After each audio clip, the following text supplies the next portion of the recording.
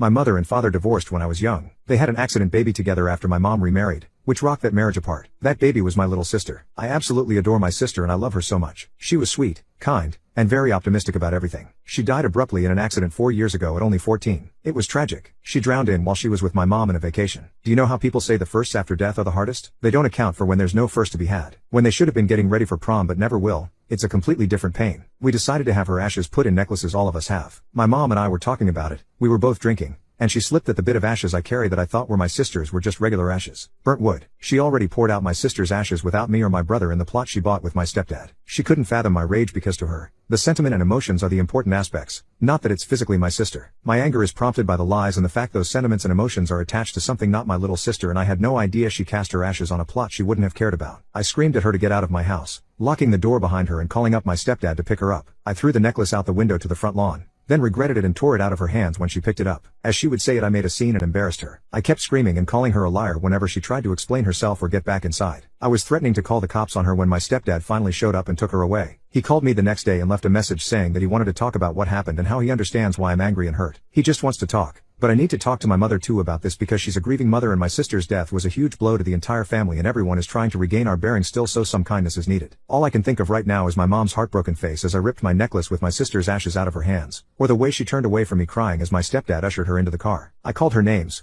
I let my pain and rage take over me, but I can't get over the lies. 4 years of thinking my necklace had my sister, of thinking she was right by my heart, and it all came undone because my mom had too much to drink. Update: I gave my mother an ultimatum of either telling my brother and father, or I will. She refused to, because I reacted so horribly. And she told me not to tell because you're doing this to hurt me and you're just going to hurt them. So I told them. I sat my dad and brother down and explained that the necklaces didn't have the right ashes in them. I've never seen my dad break like that, and I've never heard my brother scream at me like that. He was angry that I knew before him and didn't immediately tell because, this is poop, you tell me, you needed to tell me, we tell each other everything. But he started crying and apologizing to me, admitting he's just so mad about what mom did and he can't handle it. So I guess that's something else me and my brother share. We get overwhelmed initially before cooler heads prevail. My dad looked gutted but he was trying to piece himself back together. He held my brother and me as we cried, and he apologized for the pain. He said it wasn't fair that I had to be the adult when my mother should have told all of us a lot sooner. Dad's going to try to talk to my stepfather to find the plot because my mom has been refusing to talk to us anymore, not answering messages or picking up the phone. Her social media has even gone dark. He's going to find out where the plot is and go to the site. I don't know if I could if it were up to me. It just feels like the final bit of proof that this fucked up nightmare is real and my sister is mixed with dirt and rocks and grass of an unmaintained and unvisited plot. To top it off, she won't even show the decency to explain why or even talk to me. When we were discussing cremation,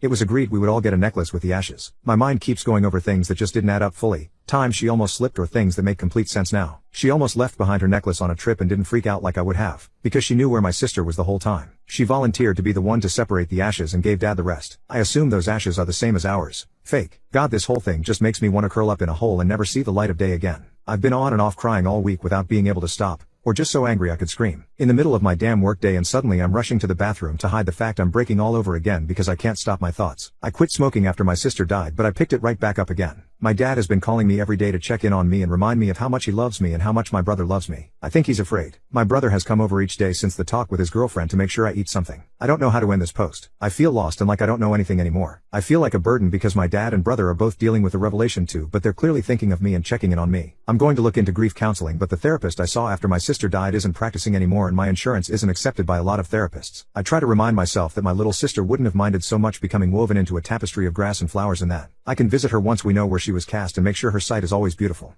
My unhinged friend told my boyfriend that we were having an affair and my boyfriend doesn't believe me. Now, he's begging for another chance after I sent him the evidence of my innocence. I've been with my boyfriend, Paul, for 3 years. In the beginning of our relationship, Paul had some issues with trust. He had been cheated on in the past. I made it clear right away that I had never cheated on anyone, that I would not, and that I understood if he had trust issues from the past but that it was a deal breaker to me to be with someone who couldn't trust me. He has, since those early days, been really good about it and throughout our 3 years together, I think I have earned his trust. I have always been honest with him and never cheated on him. He's asked to see conversations of mine that I've had with male friends twice over those 3 years, and I've obliged. The second time, however, I made it clear to him that I was very unhappy to be treated as though I was acting suspiciously and did not deserve privacy with my friends when he had no reason at all to think I was being shady. I said that if he didn't trust me because of something I had said or done, I was 100% happy to have a conversation about that, to discuss it, and to address any issues he had. But if I had done literally nothing to cause suspicion then I expected him to trust me. He agreed with me,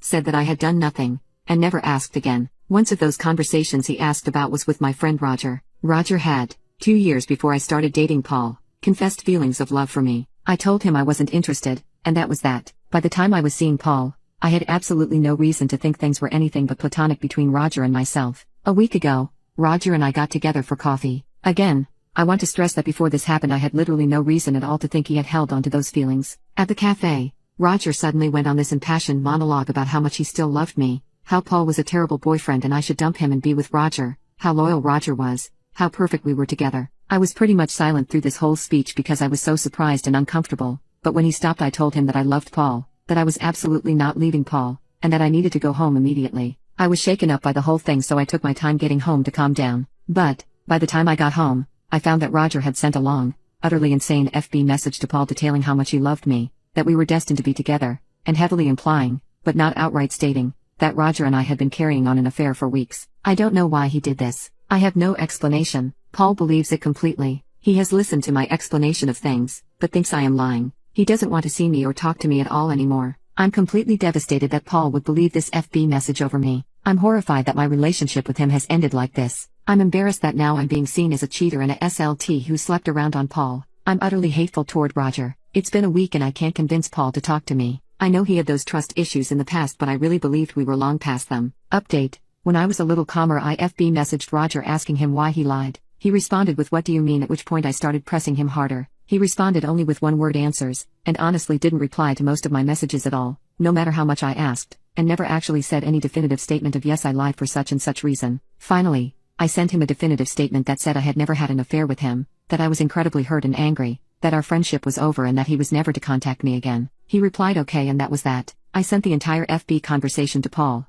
not thinking it would help save us but just to try and clear my name. In the message, I asked him if Roger's reactions to my questions and my response to Roger was in line with what he would expect if Roger's accusations were true. Paul didn't respond that day, but the next day he called me. Paul basically said that the more he thought about it, the more he believed me, and that the conversation between Roger and I helped him believe that Roger's responses didn't make sense and that he now thought nothing had gone on. Paul called me the next day and begged me to come back, admitting that he had rushed to judgment and that he believed me now, especially after seeing the bizarre responses from Roger. He apologized profusely for not trusting me and for letting his past insecurities cloud his judgment. He pleaded for another chance, promising to work on rebuilding trust and never doubting me again. But despite his pleas and apologies, I couldn't shake off the hurt and betrayal I felt from Paul's initial reaction to the false accusations. I realized that trust was a fundamental aspect of any relationship, and Paul's immediate belief in Roger's lies had shattered that trust for me. Despite his change of heart, I couldn't bring myself to go back to someone who had doubted me so easily.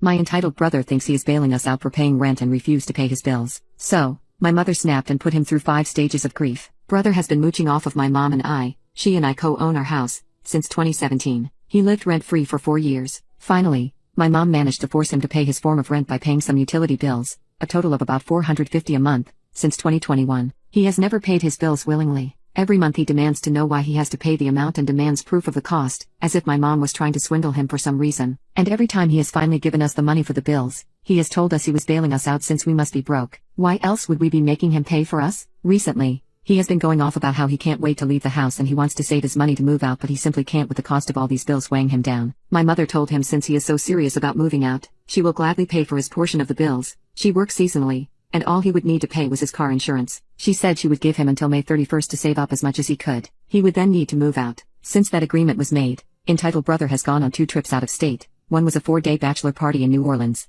has gone to poker nights with his friends multiple times, refuses to so much as wash a dish, and leaves a greasy mess wherever he goes in the house. Meanwhile, my mom has worked 6 days a week to make enough money to cover his expenses. And yet, entitled bro hasn't thanked her once. Every time she asks him to do the simplest task, he ignores her or claims he forgot despite how often she reminds him. Today, she finally snapped. His one bill that he's responsible for was due 4 days ago and he never paid her. She texted him and reminded him verbally many times. She asked via text one last time today and he finally responded by asking her to give him a receipt so she can prove his insurance cost what she claimed it cost, and he never sent the money. She lost it and said she is sick of catering to him without so much as a thank you. She said she wants peace and he is no longer worth the trouble she goes through. She said she is removing him from the car insurance tomorrow and that he no longer has until the end of May to move out because now he has 3 weeks. That's it. She's threatened to kick him out before, and hasn't gone through with it yet, but this time felt different because I have never seen her go nuclear like that before, and entitled bro must have felt that same way because he went through the 5 stages of grief about 100 times during that fight. He screamed, cried, accused, name-called, tried to pull me in to defend him,